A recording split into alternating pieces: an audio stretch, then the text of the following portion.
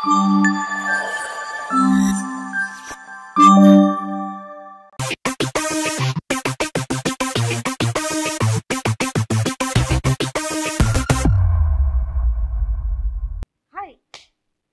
చూసారా కరియన్స్ అనే? అసలు ఆడవాళ్ళలో కూడా ఇలా ఉంటారు. దాని మీద డిస్కషన్స్.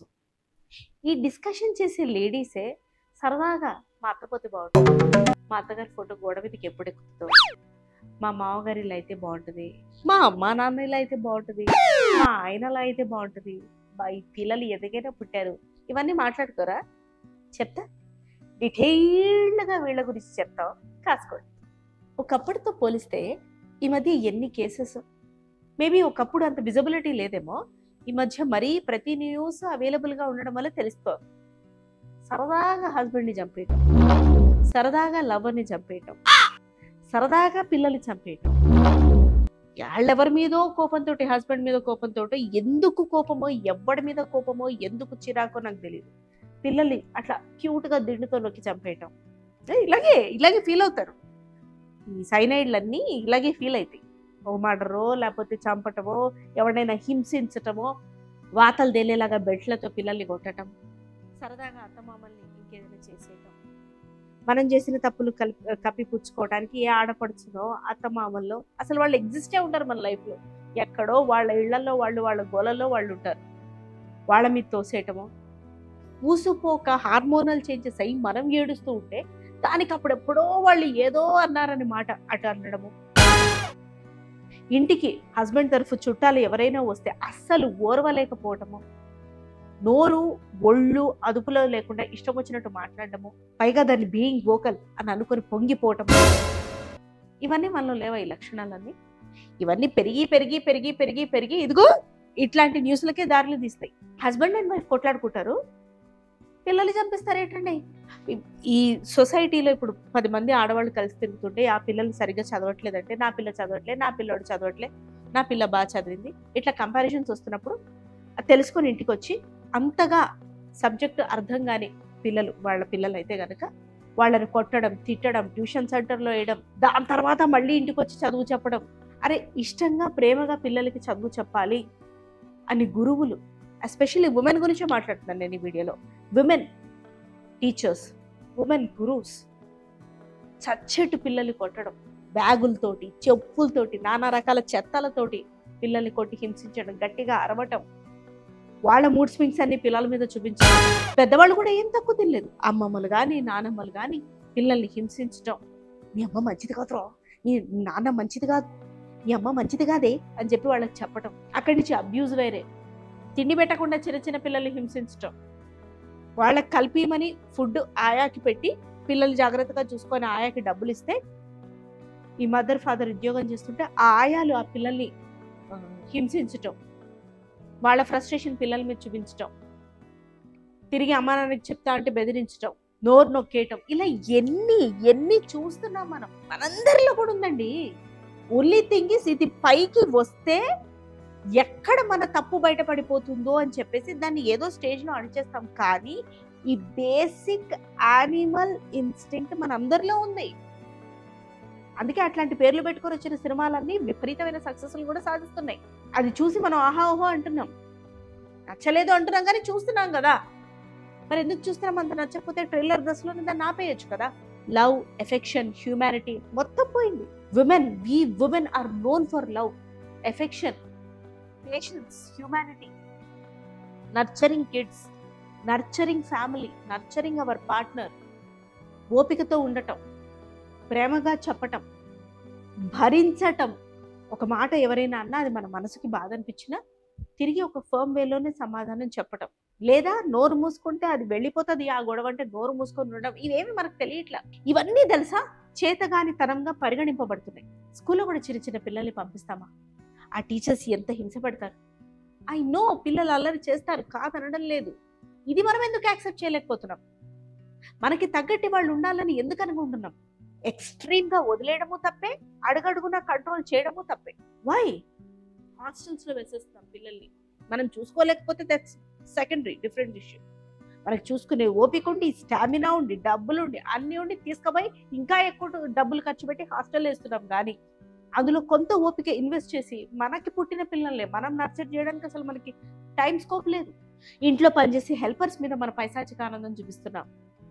అరే వాళ్ళు వస్తారే 4 ఇళ్ళు చేసుకుంటారే, కొంచెం టీ ఇద్దాం, కాస్త ప్రేమగా మాట్లాడదాం, ఏదైనా టిఫిన్ చేసి పెడదాం. మనం తినకుండా మాడితే డైట్ అని వేరే విషయం. ఉన్న ఇడ్లీ పిండితో దోశ ఏదో ఒకటి వేసిద్దాం. అరే కాస్త విందాం, పని కాస్త మెల్లగా చెప్పి చేయించుకుందాం. అబ్బే ఈ రోజుకి హెల్పర్స్ తోటి చాలా అడమెంట్ గా వర్స్ట్ గా మాట్లాడే వాళ్ళు ఉన్నారు, ఆధిపత్యం చెలాయించే వాళ్ళు ఉన్నారు, మన లేడీస్ లోనే ఉన్నారు.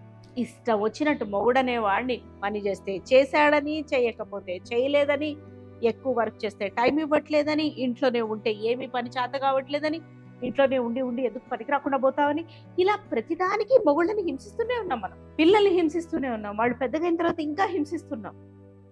తోబుట్టువులని రాబంధువుల్లా పిక్కుని తింటున్నాం. నీకే పెట్టారు నాకు పెట్టలేదు, నీకే ఇచ్చారు నాకు ఇవ్వలేదు, నీకన్నా నా లైఫ్ ఏం బాగుందిలే, నాకన్నా నీ లైఫ్ చాలా బాగుంది, మాకు నీ అంత స్టైల్ లేదు, మాకు నీ అంత హంగులు లేవు, మా పిల్లల్ని అంత మంచిగా లేదు. ఎప్పుడు కంపారిజన్, తోబుట్టువులతో కూడా, ఫ్రెండ్స్ తో కూడా. ఒక ఫ్రెండ్ బాగుపడిపోతుంటే మనం చూడాలి, దానికి ఏమొచ్చు, ఏముంది అడ్డదారులు దొక్కొచ్చు, చీప్ గా క్యారెక్టర్ అసాసినేషన్ చేసేస్తాం. అది నిజంగా ఏమైనా తప్పు చేసినా మనం కడుపులో పెట్టుకుని కాపాడి దానికి చేతనైతే ఒక మంచి చెప్పాలి. అది ఆలోచించాం. మనం వెనకాల గోతులు తవ్వుతూనే ఉంటాం, తవ్వి తవ్వి తవ్వి తవ్వి. ఇలా ఎన్ని రోజులు అని మనకే అసలు అర్థమే కావడం లేదండి. మనలోనే ఉంది ఇంత నెగిటివిటీ, మనలోనే ఉంది ఇంత నేర ప్రవృత్తి. మనకే అనిపిస్తుంది ఎన్నోసార్లు పొద్దున లేదు కోపం ఇట్లా ఖర్చొచ్చేస్తూ ఉంటుంది. వై? మన ఎమోషన్సే మనకు కంట్రోల్లో ఉండవు. అందరినీ హింసించుకుంటూ రోజంతా తిట్టుకుంటూ ఇరిటేషన్ ఫేసేసుకొని లైఫ్ అంతా బతికేస్తూ ఉంటాం. కోట్లున్న ఇళ్లల్లో, మంచి కార్లల్లో, లేదా రెంట్ హౌస్ అయినా సరే అందరికి బేసిక్ మినిమం అయితే ఉంటుంది. మాక్సిమం బేసిక్ ఉన్నంతలో మనకు గాడ్ ఇచ్చినంతలో మనమైతే హ్యాపీగానే ఉంటున్నాం. But we are not considering it. We are always that negativity negativity negativity negativity. Harass చేయటం, టెక్నాలజీ వాడి హెరాస్ చేయటం, ఒకళ్ళని మోసం చేసి ఇంకొకళ్ళని, వాళ్ళని మోసం చేసి ఇంకొకళ్ళని, ఇట్లా రిలేషన్షిప్స్ లో దుంకటం, అడ్డొచ్చి ఏమన్నా అంటే మూడో కంటికి తెలియకుండా ప్రూఫ్ లేకుండా చంపేయటం, చంపించేయటం. అరే ఎటు పోతున్నాం మనం? ఉమెన్ కి ఎందుకు చెప్తావు నువ్వు సాటి ఉమెన్ అయి ఉండి? మొగనా కొడుకులకు కూడా చెప్పచ్చుగా అంటారు మీరు. ముందు మన పెంటని మనం సరి చేసుకుందాం, మనకున్న నెగిటివిటీస్ ని మనం మార్చుకుందాం. ఇన్నేళ్ల నుంచి వాళ్ళ గురించి చెప్తున్నా కదా నేను. మనలో ఉన్న కల్ప్రిట్స్ గురించి మనం ఎందుకు నోరు విప్పి మాట్లాడము? ఈ కోసిస్టర్స్ ఇద్దరు బానే ఉంటారు, మధ్యలో వచ్చిన ఈ నైబరో ఫ్రెండో ఎవరో వాళ్ళిద్దరి మధ్య ఏదో ఒకటి అని అని అని ఒక చిన్న పుల్ల పెట్టడం స్టార్ట్ చేస్తారు. అక్కడి నుంచి వాళ్ళు కొట్టుకుంటారు. వీళ్ళ కారణం అత్తాకోడళ్ళు స్వతహాగా బానే ఉంటారు, లేకపోతే తల్లి కూతుళ్ళు బానే ఉంటారు. ఈ చుట్టాలు, పిక్క తినే నైబర్స్, వీళ్ళందరూ ఫ్రెండ్స్, లేకపోతే ఆ ఫ్యామిలీ మెంబర్సే ఏదో ఒకటి అంటారు అంటం కోసం, అంతే. They also don't mean it. అంటం కోసం అంటారు. హ్యూమన్ ఇన్స్టింక్ట్ అక్కడి నుంచి తొలుస్తూ ఉంటుంది, రంధ్రాన్వేషణ చేస్తూ ఉంటాం. వై? ఈ రోజు సరే ఇప్పటి వరకు అయిందేదో అయిపోయింది. ఈ రోజు నుంచి మనం ఎట్లా లైఫ్స్ లో ఏం పెట్టుకుంటాం? ఆ కార్ కావాలి, ఈ నగ కావాలి, అట్లా కెరియర్ ఉండాలి, ఇట్లా బాడీ ఉండాలి, అట్లా లుక్ ఉండాలి, ఇట్లా గోరు ఉండాలి, చిటికెని వేలు గోరు ఉండాలి. మనం ఎట్లా టార్గెట్స్ పెట్టుకుంటాం? అలా నా లైఫ్ ఉండాలి, ఇలా నేను మాట్లాడాలి, ఇంతవరకే మాట్లాడాలి, నా emotion, anger, extreme negative emotions ని ఇలా కంట్రోల్ చేసుకోవాలి. ఒకవేళ వెంట అవుట్ చేసినా ఇలా ఉండాలి. ఏడ్చి వదిలేసామనుకో ఆ బాధ మన వరకే. కానీ పక్కన వాడిని ఏడిపించాలని చూసామనుకో అది మన బాధ కాదు, శాడిజం అవుతుంది. ఎందుకు మనకు అర్థం కాదు ఇది? ఎన్నేళ్ళు అసలు ఒక ప్రాణాన్ని తీసే హక్కు మనకి ఎవరిచ్చారు? ఒకరిని హింస పెట్టి సైకలాజికల్ గా ఇబ్బంది పెట్టే హక్కు మనకి ఎవరిచ్చారు? ఒకళ్ళని మాటల ద్వారా హింసించే హక్కు మనకి ఎవరిచ్చారు? మనం అనుకున్నట్టు మన హస్బెండ్, పిల్లలు, ఫ్యామిలీ లేదు, ఓకే అగ్రీడ్. అసలు మనం అనుకున్నట్టు మనమే లేము. మనం అనుకుంటాం. మనకి ఇష్టమా అండి? ఒకసారి అద్దంలో మిమ్మల్ని మీరు చూసుకోండి, అట్లా కోపంగా, అసహ్యంగా 24 గంటలు తిట్టుకుంటూ, ఫ్రస్ట్రేటింగ్ గా, ఇరిటేషన్ 24 అవర్స్ అట్లా ఉంటే మీకు మీరు నచ్చుతారా మొహం?